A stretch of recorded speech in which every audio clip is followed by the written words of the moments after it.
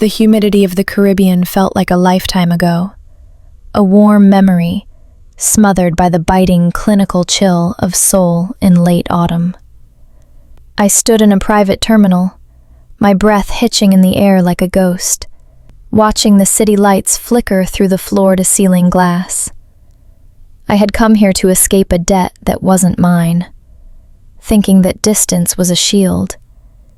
I didn't realize I was simply trading a chaotic fire for a beautiful, frozen cage. Yoon Tae-young didn't greet me with words. He didn't even look at me at first.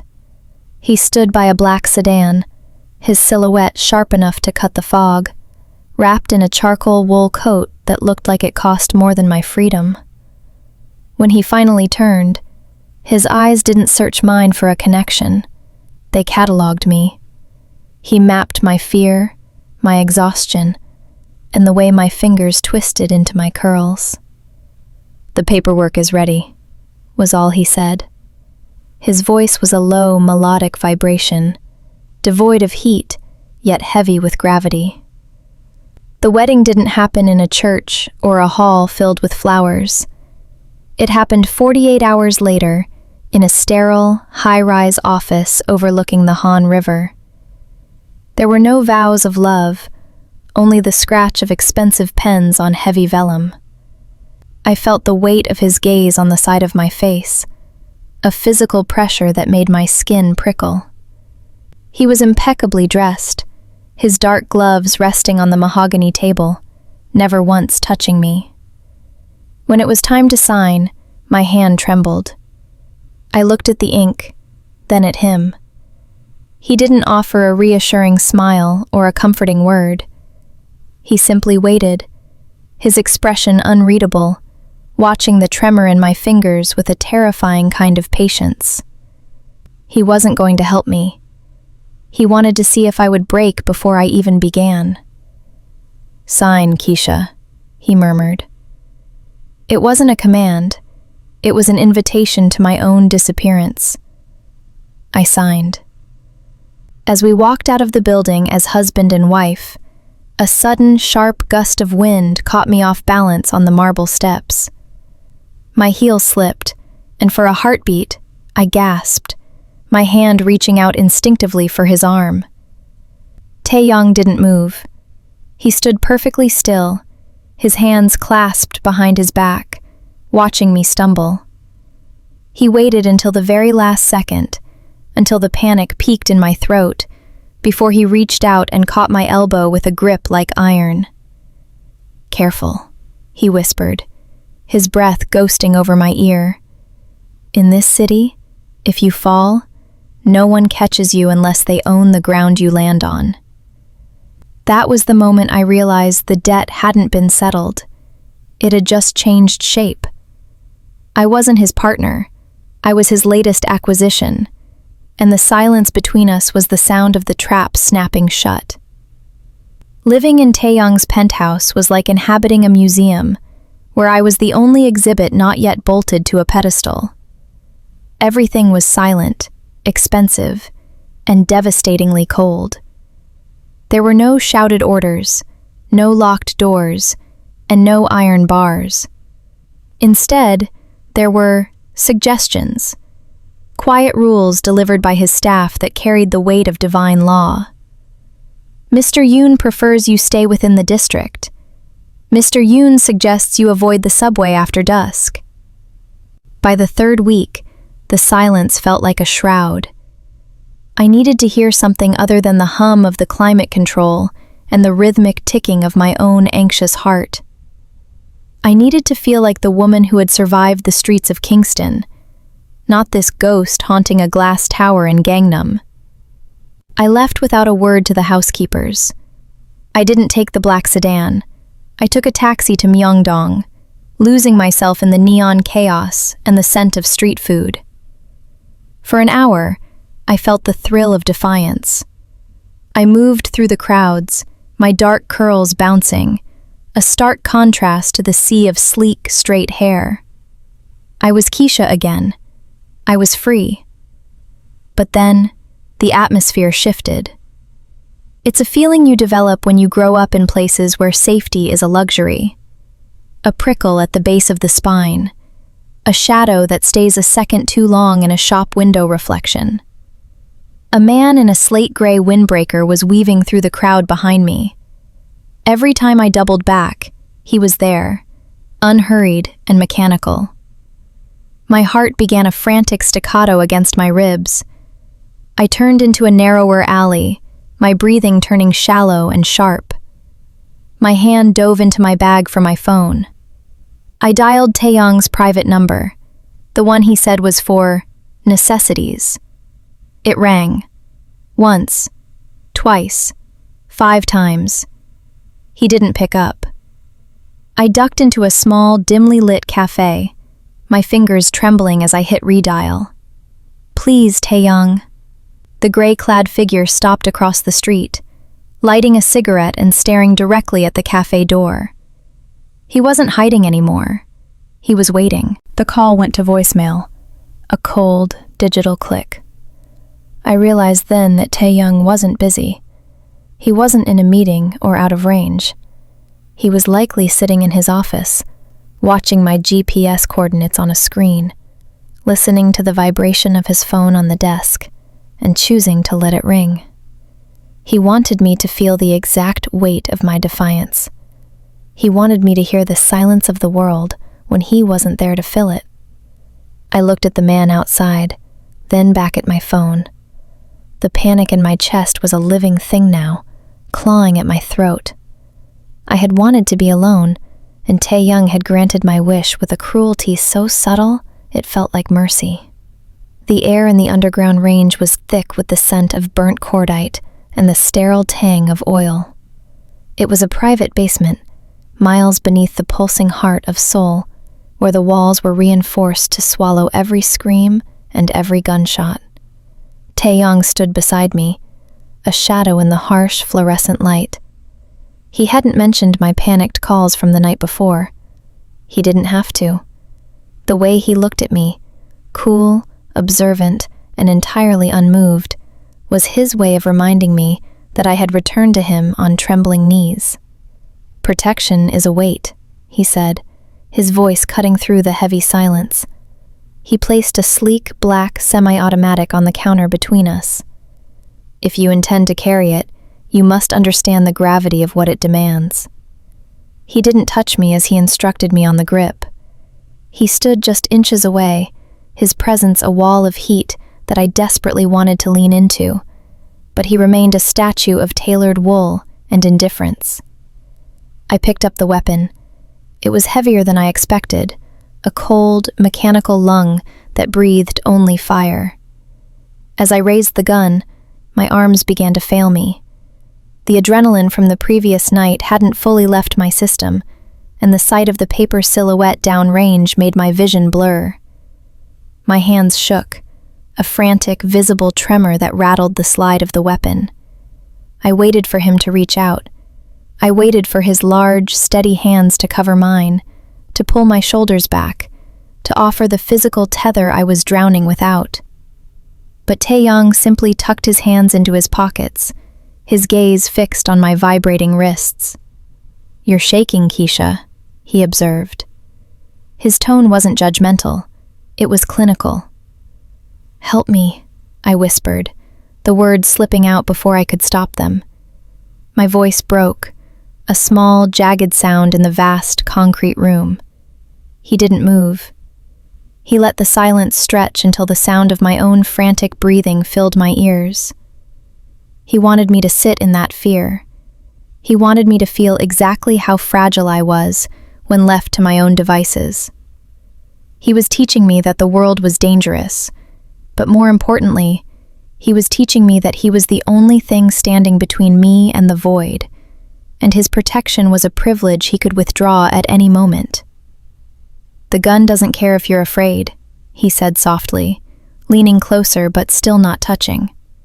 "It only cares if you're certain. If you can't find your own center, the weight will eventually crush you." I pulled the trigger.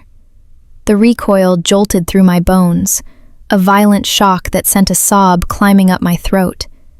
I missed the target entirely. As the echo died away, I looked at him, my eyes stinging with frustrated tears. He finally looked back, a ghost of a dark, satisfied smile touching his lips. He heard the panic. He saw the break. And only then, when I was completely undone, did he nod for me to try again. The mountains outside Seoul were draped in a deceptive silver-gray peace. Taeyong had driven us hours away from the city's electric hum to a place where the air tasted of pine and impending rain. He walked with a silent, rhythmic grace, his long black coat trailing behind him like a shadow come to life. I followed him, my boots crunching on the damp earth, feeling a strange, fragile hope that this was an escape. "The falls are just ahead," he said, not looking back. "The mist is thick today. It's easy to lose one's sense of direction." As we approached the roar of the water, the world began to dissolve. A heavy white fog rolled off the cliffs, swallowing the trees and the path. I slowed my pace, mesmerized by the way the moisture clung to my curls and cooled my skin. For a moment, I forgot the gun range and the silent house. I let myself wander a few yards off the trail, drawn toward the thunderous sound of the hidden waterfall. When I turned back to find him, the world was gone. The mist had become a wall, thick and opaque. The path was swallowed, and the roar of the water was so disorienting it felt like it was coming from every direction at once. "Taeyong?" I called out. My voice sounded small, dampened by the heavy air. No answer. I walked toward where I thought he had been, but the terrain changed. The ground became slick, the rocks jagged. I spun around, my heart beginning that familiar, frantic gallop. I was alone in a white void, the temperature dropping rapidly as the sun was choked out by the clouds. "Taeyong, this isn't funny!" I shouted, my voice rising to a frantic pitch. Minutes stretched into what felt like hours. Every shadow looked like a predator. Every rustle of the wind sounded like footsteps that weren't his. I realized then how utterly dependent I had become on his silhouette to guide my own. The panic finally clawed its way out of my throat, raw and jagged. "Taeyong, please!"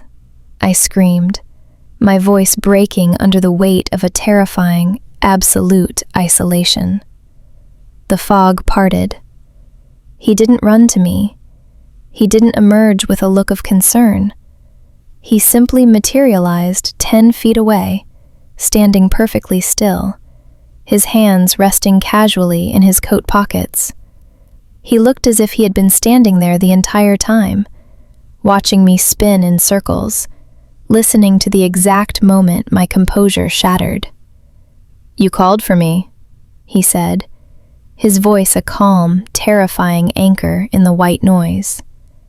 I stumbled toward him, my breath coming in ragged gasps. I reached out, grabbing the lapels of his coat, needing the physical proof that I wasn't lost. He didn't pull away, but he didn't embrace me either. He just looked down at me, his eyes dark and knowing. He had let me drown in the mist just so I would remember that he was the only shore I had left. The private ice rink was a cavern of blue-tinted glass and frozen silence, reserved exclusively for the man who owned the air I breathed. It was supposed to be an evening of leisure, a public performance of the devoted husband and his protected wife. The lights overhead glinted off the ice like diamonds embedded in a blade. Taeyong moved with a predatory elegance, his skates cutting effortless, lethal lines across the surface, while I clung to his arm as if it were a life raft.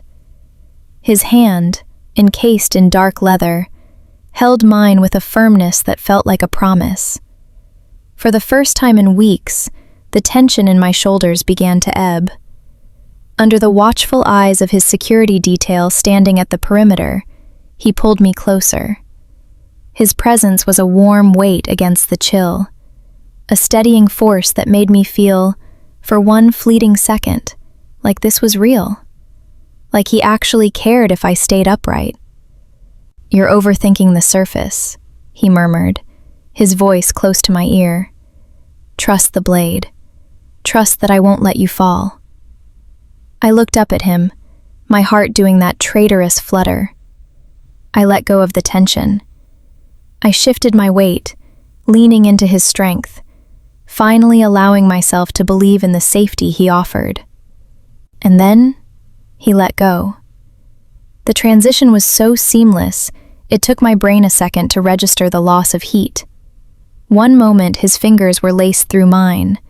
The next, he was gliding away with a sharp, graceful pivot.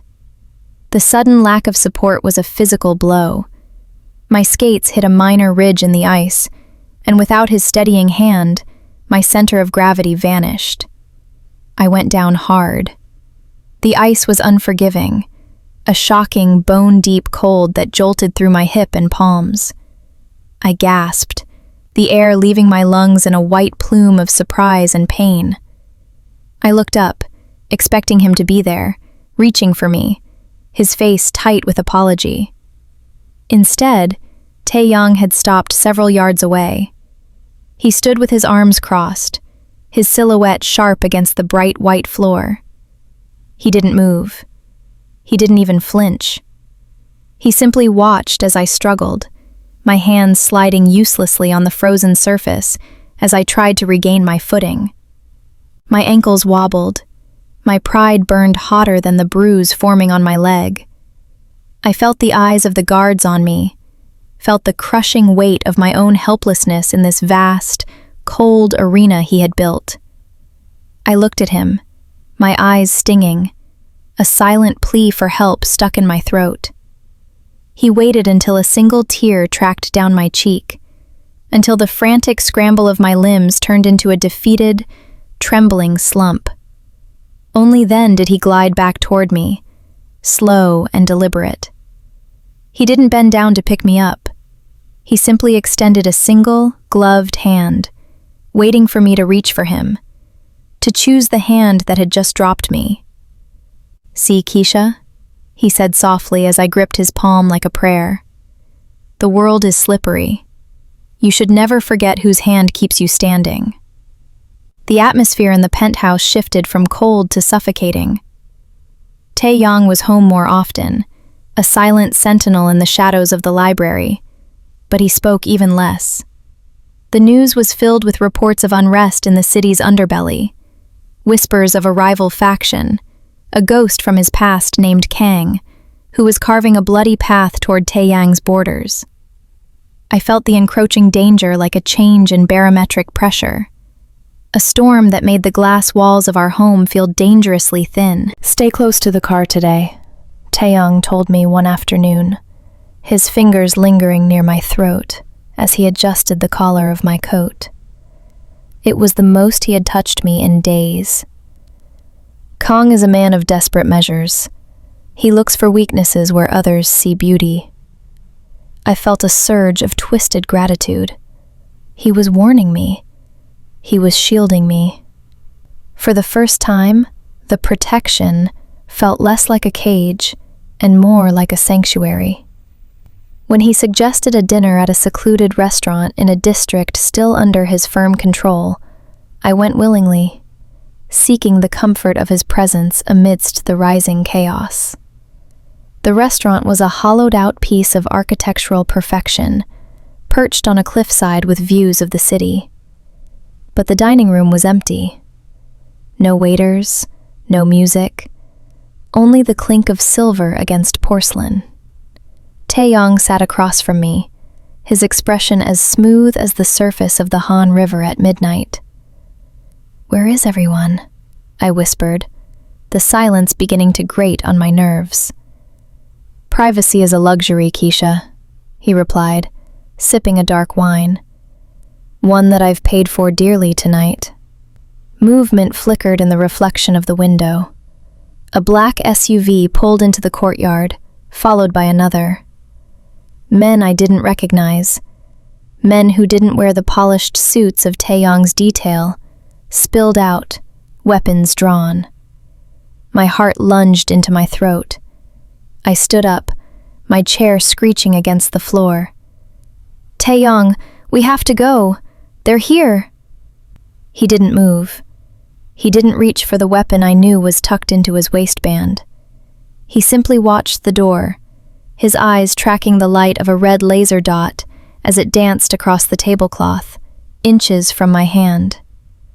"Sit down, Keisha," he said, his voice terrifyingly level. "They're going to kill us!"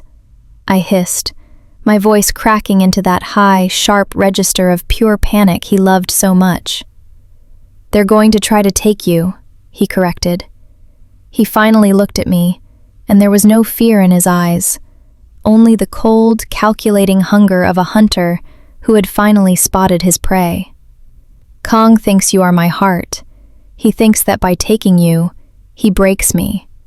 He's spent everything he has to get into this room tonight." I looked at the doors, then back at his calm, cruel face. He wasn't surprised. He had leaked our location. He had cleared the staff. He had placed me in this glass box like a piece of raw meat in a clearing, waiting for his enemy to step into the light. He wasn't protecting me from the monster. He was using me to draw the monster out so he could kill it. The glass of the front door shattered. Taeyong finally stood, but he didn't move toward me. He moved toward the shadows, leaving me standing alone in the center of the room, a perfect, trembling target. The aftermath of the restaurant raid left the penthouse smelling of ozone and betrayal. Taeyong had eliminated Kong's men with a surgical, horrific efficiency. But the blood on his cuffs wasn't what made my skin crawl. It was the silence that followed. The way he had returned to his wine, as if the screams had been nothing more than background music. I found the evidence in his study, hidden within the sleek interface of his security tablet. I hadn't been looking for a betrayal. I had been looking for a way to feel safe again. Instead, I found a series of audio files time-stamped from the night I was followed in Myeongdong. I pressed play, my breath hitching. I heard the frantic, distorted sound of my own voice through the phone. The 5 rings, the desperate, "Please, Taeyong," and then a second audio track captured from the room's ambient mic. I heard the rhythmic tapping of a pen. I heard the steady, slow breathing of a man who was neither busy nor absent. He had been sitting right there. He had listened to the terror in my voice, watched the GPS dot of my phone hover in that cafe, and he had waited. He had waited until the exact moment I realized no one was coming, just to see if I would finally break. The door creaked open. Taeyong stood there, his coat removed, his shirt sleeves rolled up to reveal the powerful, scarred forearms of a man who took what he wanted. "You were there," I whispered, the tablet trembling in my hands. "You heard me. You heard how scared I was, and you stayed silent." He walked toward me, his movements slow and deliberate, a predator who saw no need to rush. He didn't look guilty. He didn't even look surprised that I'd found out. "You wanted independence, Keisha," he said. His voice was a soft, terrifying caress. "I simply allowed you to experience the full price of it. If I had answered, you would have felt relieved. By staying silent, I ensured you felt the truth, that without me, you are prey." "You used me as bait," I shouted, the words jagged with a pain I couldn't contain. "At the restaurant, you let them get close enough to touch me. You risked my life." "I never risked you," he murmured, stopping inches from me. He didn't raise his voice. He didn't need to. The quiet was more violent than any scream. He reached out, his thumb tracing the line of my jaw, his touch as cold as the ice rink. I knew exactly where every bullet was. I knew exactly how long it would take for your heart to hit 140 beats per minute. I wasn't risking you, Keisha. I was graduating you. I looked into his eyes, unreadable, dark, and utterly devoid of remorse. He didn't want a wife. He wanted a devotee. He wanted me to be so haunted by the world that his shadow felt like the only light left. "You're a monster," I breathed. "Perhaps," he replied, his voice dropping to a confessional whisper. "But I'm the only monster who will ever keep you safe. And now you know exactly why you'll never leave." I didn't pack a bag. Bags suggest a return. I was looking for an erasure. I left in the gray smear of dawn, wearing only a heavy coat and the remains of my pride.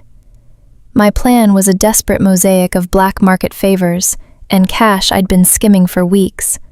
Money hidden in the linings of my shoes, a secret currency of hope. The first contact was a driver I'd met through a kitchen maid. He spoke no English and even less Korean. A man of shadows who navigated the back alleys of Seoul with a frantic, sweating urgency. My heart hammered against my ribs, a trapped bird sensing a gap in the bars. Every siren in the distance was a scream. Every headlight in the rearview mirror was Tae Yang's unblinking stare. "Incheon," I whispered, clutching my Caribbean passport like a holy relic. "Please, just get me to the gate." He nodded, weaving through the morning fog. When we arrived at the terminal, he didn't ask for the money.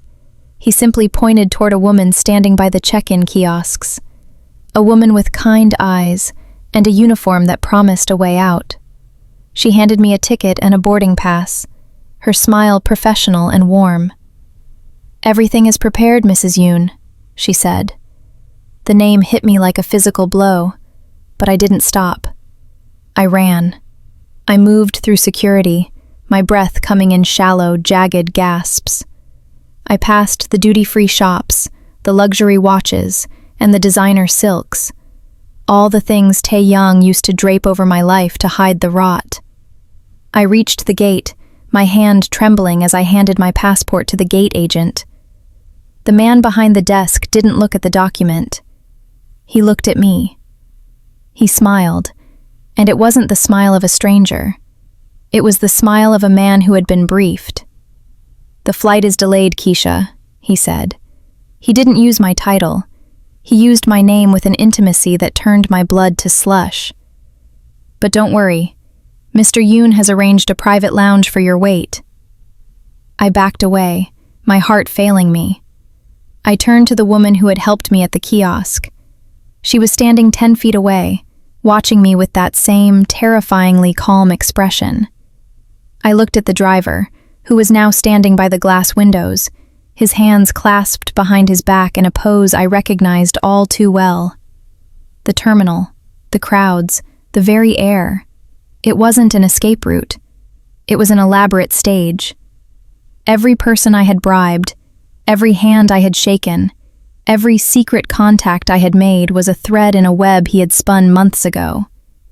He hadn't just watched me run. He had paved the road for me. He had let me feel the wind of freedom, just so the realization of my captivity would be absolute.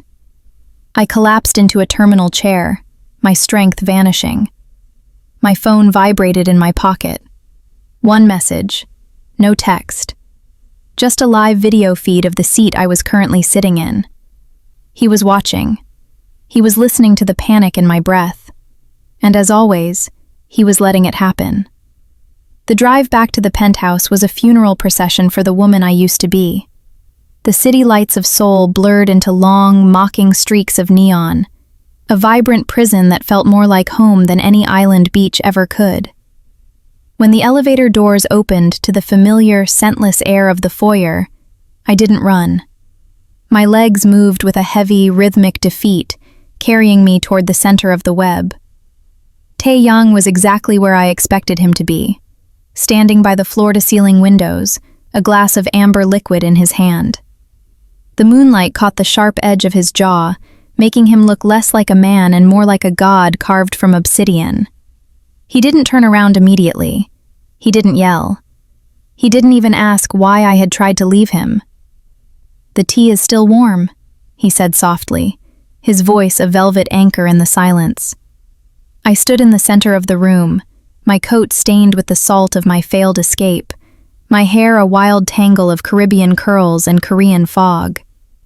I waited for the punishment. I waited for the cold fury or the iron grip. Instead, he finally turned, and his eyes were filled with a terrifying, gentle satisfaction. He looked at me the way a man looks at a bird that has finally stopped beating its wings against the glass. "You look exhausted, Keisha," he murmured, stepping toward me. He reached out, and for the first time, his touch wasn't just a guide, it was a possession. He untied my coat, letting it fall to the floor like a shed skin. "You've seen the world now. You've seen how it treats you when I am not there to hold the door." I should have hated him. I should have felt the bile of resentment rising in my throat. But as his hand settled on the nape of my neck, drawing me into the heat of his presence, I felt a shuddering, horrific sense of relief. The world outside was a cacophony of predators and shadows, but here, in this glass cage, the monster was mine. He was the only one who knew the exact pitch of my fear, and the only one who could quiet it. I leaned my forehead against his silk tie, my breath hitching in a sob that wasn't about sadness, but surrender. I didn't want the airport. I didn't want the secret cash or the lonely freedom. I wanted the silence. I wanted the hand that let me fall, just to prove it was the only thing that could catch me. "I'm here," I whispered into the hollow of his throat. "I know," he replied, his fingers tangling deeply into my curls, anchoring me to him. "You were always here." That was the true horror. It wasn't that he had trapped me. It was that I no longer wanted the key. I was his, wrapped in silk and silence, and for the first time in my life, the panic was gone, replaced by a peace that felt exactly like a death sentence.